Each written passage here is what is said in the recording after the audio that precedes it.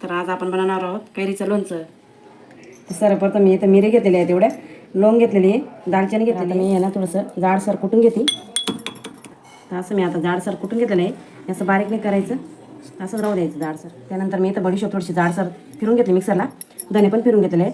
हे आपली मेथी आहे, मेथीला पण असं जाडसर करून घेतलेलं आहे, असं बारीक नाही करायची. तर इथं मी लाल मिरची घेतलेली सुकी, आता ती मिक्सरमध्ये थोडीशी जाडसर दळून घेते लसूण टाकून. तर असं थोडंसं जाडसर दळून घेतलेलं आहे. तर लसूण टाकून परत फिरून घेते मी.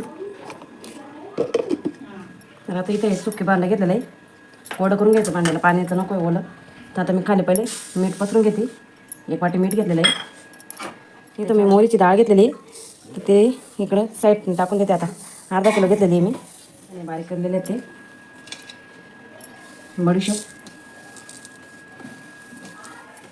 तर आता इथं चटणी करून घेतली मी असं जाडसर, ते टाकून घेते. आता बडीशेप टाकली, त्याच्यानंतर तिखट टाकलं, ते लवंग मिरं ते बारीक केलेले आहेत ते टाकून देते. आता त्याच्यावर 1 डबी हिंग घेतलेलं आहे, तो पण टाकून देते आता याच्यात. मेथ्या जाड केलेल्या आहेत त्या थोड्या वरती टाकते, आणि त्याला तेल तापवायला ठेवते. आता 1-1.5 किलो तेल टाकते मी इथं. तेल गरम झालेलं आहे. आता थोडे अख्खे लसूण टाकते, काही लवंग मिरी थोडीशी, त्याला चांगली तडतडू देते.